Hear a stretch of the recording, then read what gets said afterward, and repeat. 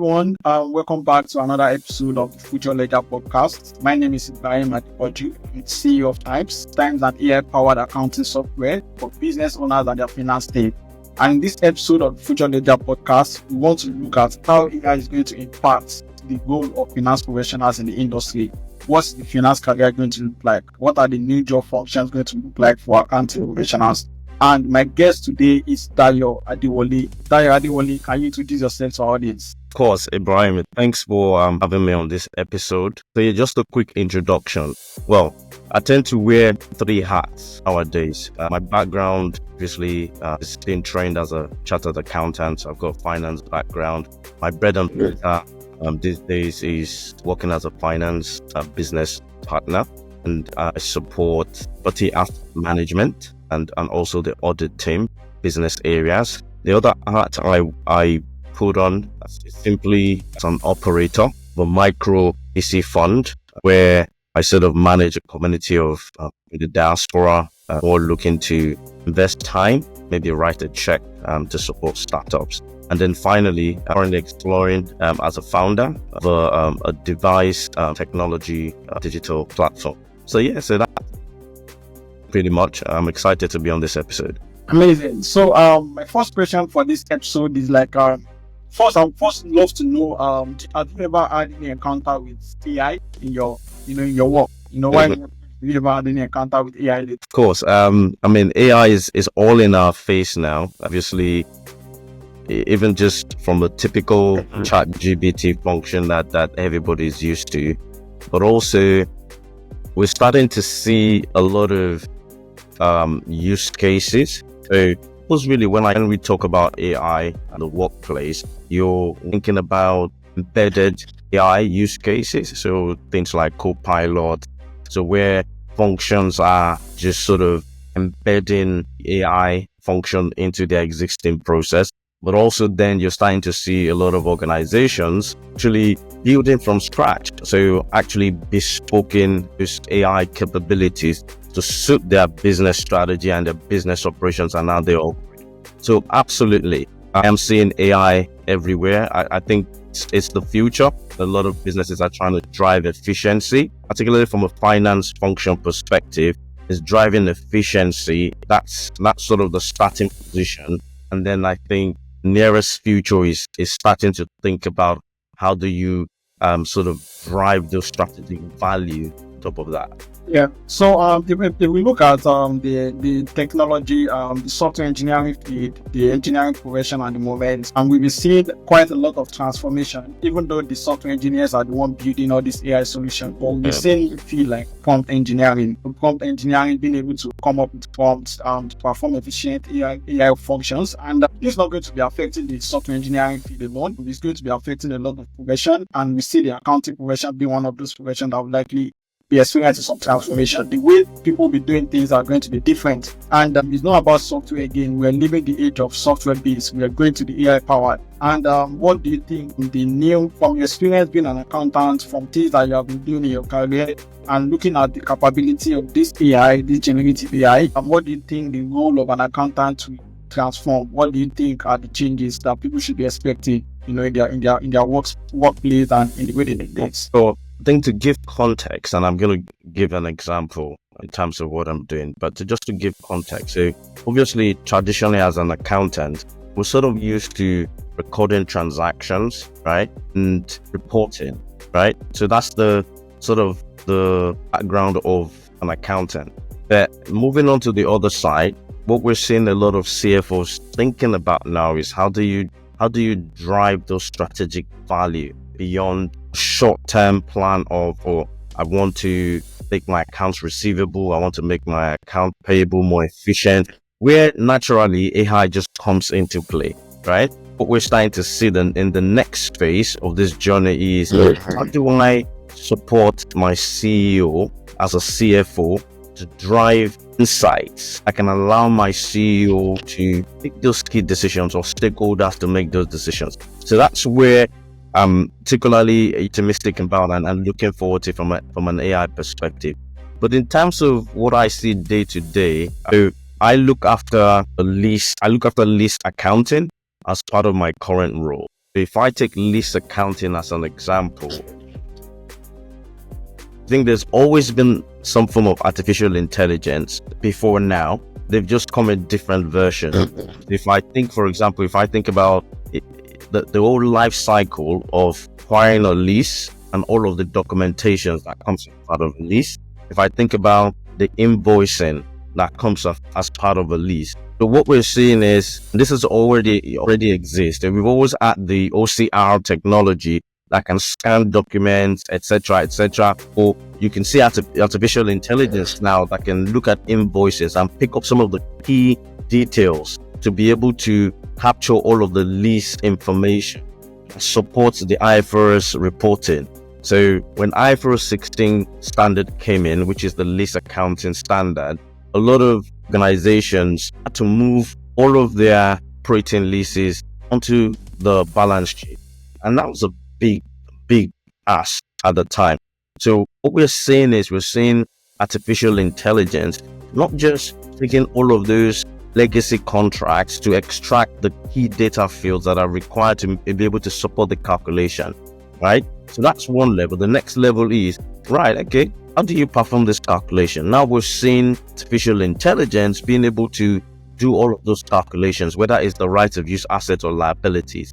And it's also supporting things like, when there is a modification down the line in those lease contracts, whether that is there's a renewal happening, whether there's a rent review happening. So AI is really empowering that particular accounting standard, which is really, really good to see. And it extends to even disclosure reporting as well. So we're seeing a lot of those efficiencies within lease accounting, just as an example. Yeah, I think that is a very big message that you're passing over there.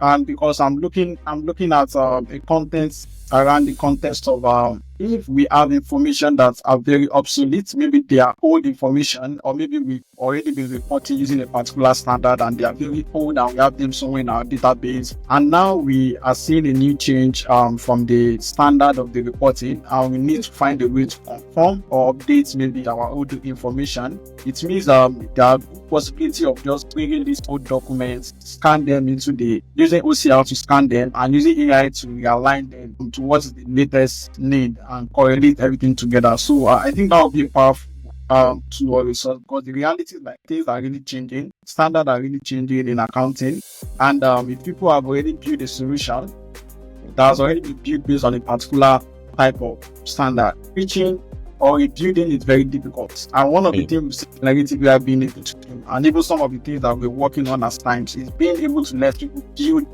their software functions themselves. So I don't want to be the guy that will tell you that this is what income statement should look like on the accounting software, but I want you to be the one to tell me that I want my income statement page to look like this, to look like this, so that when tomorrow, however standard is changing, I'll just come back and tell the page, now adjust yourself, I want it to look like this. So that's really amazing, because this will make it this will reduce dependency, because you not have to call your ERP consultant. This will change you.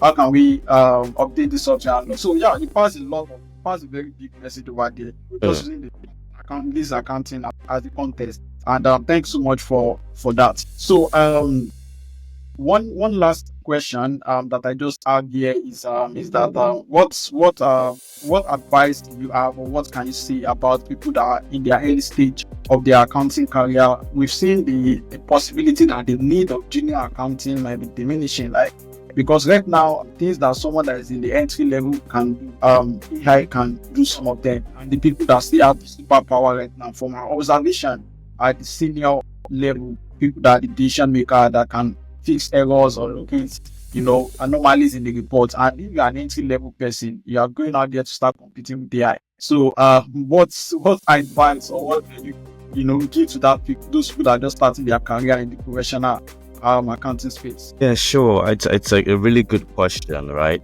So certainly I'm convinced that the finance career path is going to change, right? So there's an element of self-discovery, right? And also doing your personal research to find out what's out there, right? So I would say to someone who's just sort of in their early stage, it's actually a great time. So you want to move with the technology, right? You don't want to be behind the technology. I mean, let's be honest, right? We'll never take the role of the human factor. There's always going to be a human loop, right? So you want to be in that loop. Now, whether that's after the AI has done what it needs to do, and therefore you want to be the one interpreting those, data and insights to provide added value. So you want to be in that flow. So you want to do a lot of self-discovery and researching and place yourself in that position where you're valuable. And the point, if you think about it, AI needs data pretty much, right? For you to actually do anything. So if you place yourself within that value chain, then you're in a very comfortable position. And what we're seeing at the moment, we're seeing a lot of organizations spending a lot of time upskilling their talent pool, right? So they're spending a lot of time and investing in their talent pool, and they're teaching them a lot of artificial intelligence or digital transformational skills and upskilling them from that perspective. So at the very early stage, get yourself into all of those learning programs that your organization might provide for you. What I would always say is you want to put yourself out there. I would always advise anybody starting up to volunteer in a project. So there's a lot of digital transformational projects going on, particularly around finance, right? You don't have to be a subject matter expert, but you want to place yourself within that transformational project and you learn, because the organization is learning. So even if you don't get your typical desktop learning, if you put yourself in project and you learn as the organization is learning, and that's really key, because after the implementation, you then become a subject matter expert. You then become the person to go to. And that's really worked for me throughout my career. So I've been involved in a number of finance implementation projects. And in some cases, they are either driven by standards or the quest for the organization looking for operational efficiencies. I'm always just throwing myself in there. So I feel change management is very key. And this is where you will see that titles or job functions are going to change as well for a typical accountant. So a lot of companies are investing in those changes. Therefore, you want to be in that change management function as well. So you learn the system, you learn the tool, you learn the new defined process as you go along within that change project. Yeah, I think thanks so much for chipping that in. And I can correlate by saying that the first thing is to enhance your skills around data, or we're looking at data management, because AI depends heavily on data. And if you position yourself where you can easily fill in the correct data into the AI system, where you can let the AI depend on you for its accuracy, then that's going to be an amazing stuff. So people should be willing to change. People should be willing to upskill. Organizations also be willing to upskill people. And I think those are really very important key points for us to learn, and also volunteering, because sometimes you might see yourself in a workspace where this automation or these new technologies are not being leveraged, or if you see people building solutions around that, being able to render yourself freely to collaborate and also build your knowledge in that area seems to be very efficient.